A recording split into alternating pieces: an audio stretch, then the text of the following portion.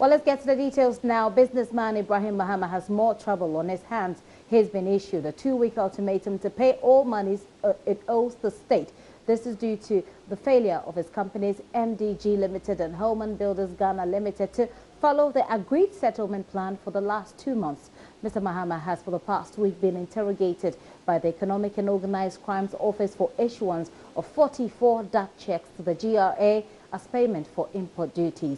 Assistant Commissioner for Communications and Public Affairs at the GRA, Robert Mensah, says Mr. Mahama will have to pay over 10 million cedis within the period or risk the seizure of the items he imported into the country. He's been speaking to my colleague Raymond Akwa in this exclusive interview. Or rather, we deal with the 2 companies ostensibly owned by Mr. Ibrahim Mahama. The companies are MBG Limited and Holman Brothers Ghana Limited. Both imported items of vehicle and equipment through the ports. Now, as of December 2015, MBG owed 13,150,000 and a little bit over. Holman also owed, as at the same period, 3.71 million.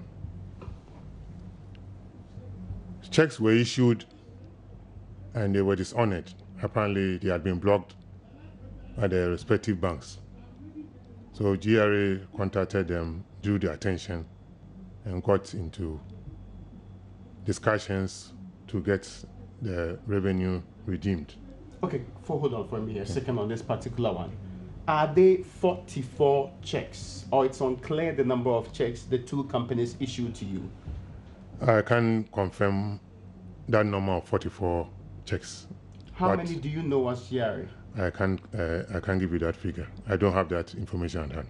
Okay, so if it's unclear the number of checks issued, what was the response from these banks when the checks were sent to the banks? No, we present it, so they will turn to us that these your checks were not honored. Was it because there were no monies in the account, or the accounts were non-existent? In fact, they brought them back with a note or an advice that those accounts have been closed. So you issued checks to accounts which were closed? Exactly. Is this once or several occasions? I can't confirm to that. Okay, so after the issuance of these checks, what was the arrangement then? Did you report to the police?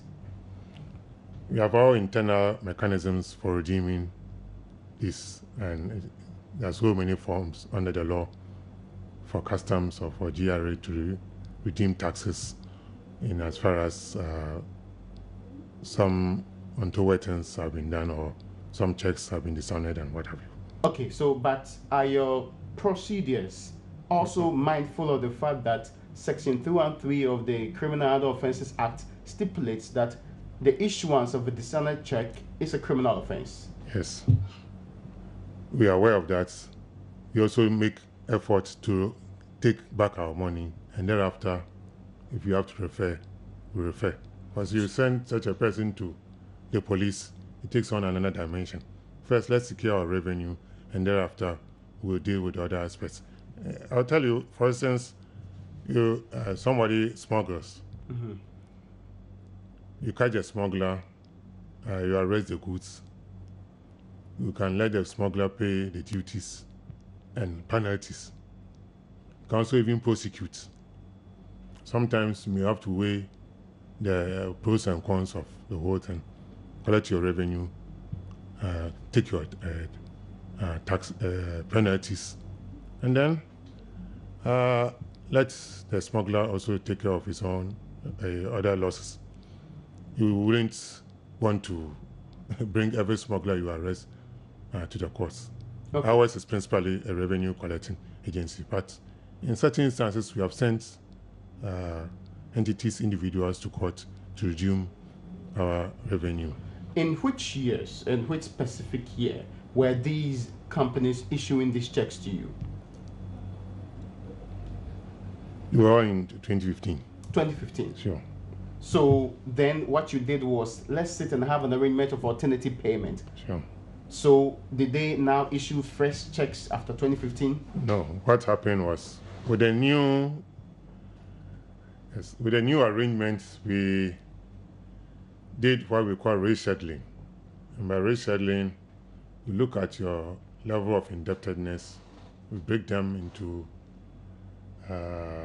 various tensions and say every month, of course with interest, every month you pay this with an interest of 25% and other charges related to it, and then you are charged. So eventually, when you have paid, you are going to pay far more than even what you owed us. And it's like you've gone to a bank to take a loan and you have to pay your level interest and all of that. So which particular period was this rescheduling done? And how far has it gone with honoring the commitments made under this reschedule plan? The rescheduling was done in December of 2016, and that's for a period of 1 year. So for the 12 months, one was to pay 800, MBG was to pay 800,000 per month for the 12 months, and then Homan will pay 192,000 per month. Okay. So that's what we. So we are into the third month. You've made payments so far. The two put together should have come to about 2 million. What they've paid is 1.5 million. So we realize that there's a deficit even with the first 2 months. Okay. Of close to 600,000. And for which reason GRA has written to the two companies. And for your failure to abide by the terms we have reached, we now recalling the whole debt, of course with some interest, and you are to pay within 2 weeks. Okay, so the over 10 million Ghana cedis you are talking about now would have to be paid within 2 weeks by Mr. Ibrahim Mahama. Can he come for, by the two companies. By two companies owned by Mr. Ibrahim Mahama. Can he come for a settlement arrangement with you? Oh, I don't think we're having reneged on at least 2 occasions. We want to go into that. We need a revenue. Okay. So we will have to now go into other instruments or controls within our system. One, to detain the goods involved. But the goods are in his possession, not in your possession. Oh, we can go after the goods anywhere they are. The other, you can track them. We can track them. The other, fortunately, these are not goods that you can easily whisk away to another place. Before you even make a declaration, there's so much information you give about yourself, the company you work with, or what that company's directors, and a whole lot of things. So explain the we are clear to me. exactly. So first we'll detain. After the detention, statutory detention period, we'll convert to seizure. Seizure, you also have opportunity to even appeal that now of the money that you asked for. So please take your money and bring me back my goods. After that seizure period, we have no option. One option will be to sell the goods involved and get our revenue. At any point in time within the fray, are you likely to prosecute the people behind the companies? Limited liability company? We'll come to that when it becomes necessary. So it's an option on the table? It's an option. As I said, most of our laws carry both the fine and then the criminal procedures. Is it the first time Mr. Ibrahim Mahama is defaulting? I can't relate to that. There's a lot of talk about you directing the Yoko or you giving indications to Yoko to go and arrest this particular or invite him on several occasions. Did the GRA at any point in time give this directive to the Economic and Organized Crime Office? The GRA has had its own way of dealing with tax defaulters, and in this particular case, we are dealing with it in our own way. Yoko is a public entity, and when it has also got information to deal with any such matter, it also proceeds to go ahead. So whatever we are doing it on our own volition, and we are handling it to the best of our ability. You didn't invite Yoko, that is to say? We are handling the thing to the best of our ability. There's a question that's boggling the minds of many. Why would one person be allowed to clear goods at this particular rate and later on come and pay?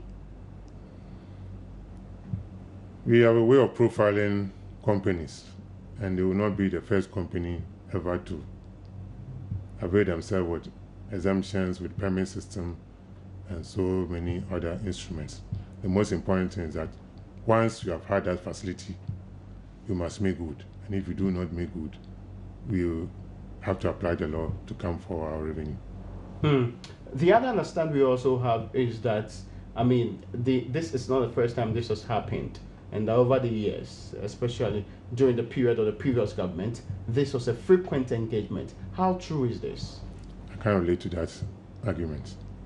Are you saying that the records not show that Mr. Ibrahim Mahama has on several occasions defaulted in the payment of these duties? I cannot relate to that argument. Is it that the non-existence of what they call the records, or you are saying the information is there but I cannot release it? I cannot relate to that argument. Mr. Robert Mensah, I mean, looking at the bigger scheme now, is this going to be some form of lost arrangement between the two institutions so there can't be any form of settlement going into the future? Various institutions come by way, I said, we profile. So by your track record, by your holdings and other consideration, you come up, indicates you want your goods to be. You have various guarantees. The goods may be for some facility here or there. Arrangements will be made to pay the duty. And the first consideration is that the duty must be paid. If the duty is not to be paid, you must give an undertaking that you have an exemption or a permit. There are other considerations that you must also fulfill other statutory obligations, like bringing in food products. You must have a license from the Food and Drugs. That's Assistant Commissioner for Communications and Public Affairs at the GRA, Robert Mensah, speaking to my colleague Raymond Aqua. Well, throughout the day, GRA officials who directly dealt with Mr. Mahama's companies are being questioned by Yoko. And we'll bring you updates on that story as it develops.